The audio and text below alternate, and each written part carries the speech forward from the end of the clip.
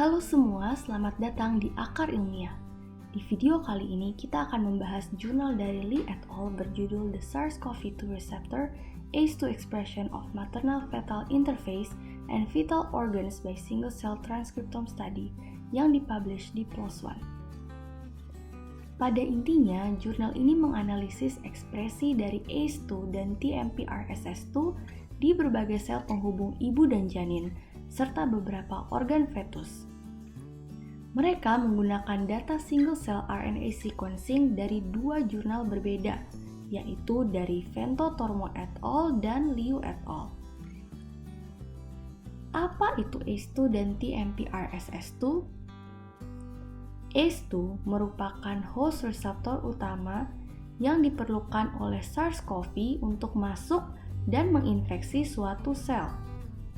Karena struktur SARS-CoV-2 yang sangat mirip dengan SARS-CoV, maka dapat diasumsikan bahwa SARS-CoV-2 juga memerlukan reseptor yang sama.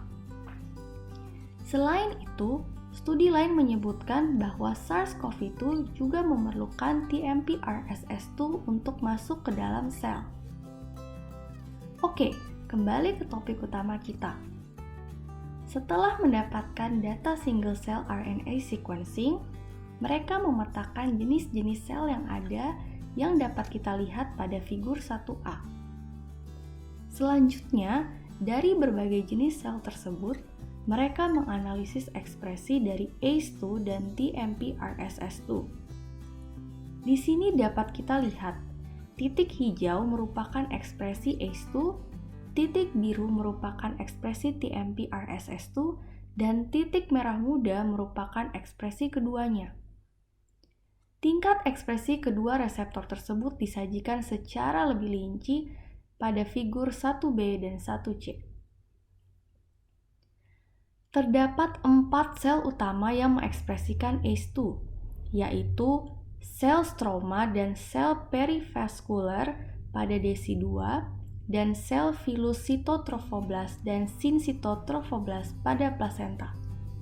Sedangkan TMPRSS2 terdapat pada filus sitotrofoblast dan epithelial glandular cell serta sedikit di sinsitotrofoblast.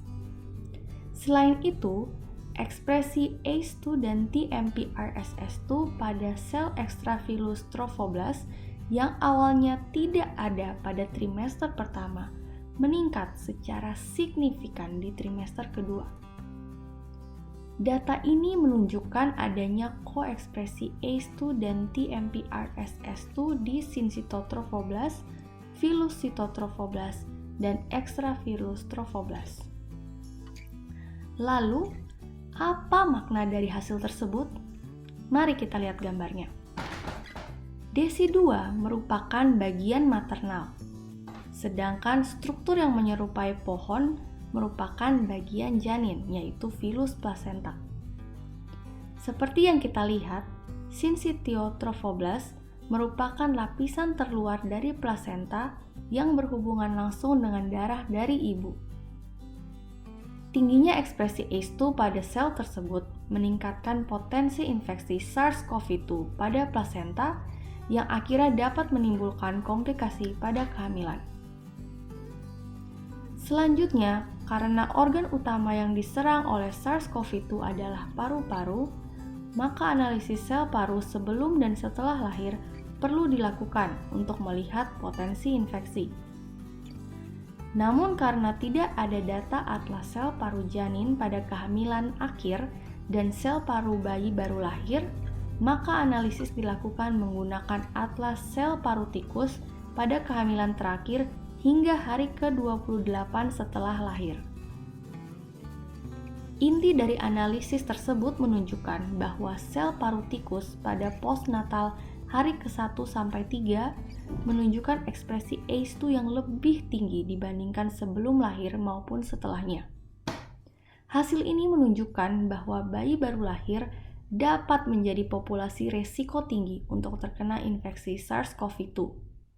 Namun, penelitian molekuler pada sel paru manusia perlu dilakukan untuk memvalidasi potensi infeksi SARS-CoV-2 pada bayi baru lahir. Oke, sekian dulu pembahasan jurnal kali ini. Untuk kalian yang ingin membaca lebih lanjut jurnalnya, kalian bisa klik link di bagian deskripsi di bawah ya. Sampai jumpa di pembahasan jurnal selanjutnya.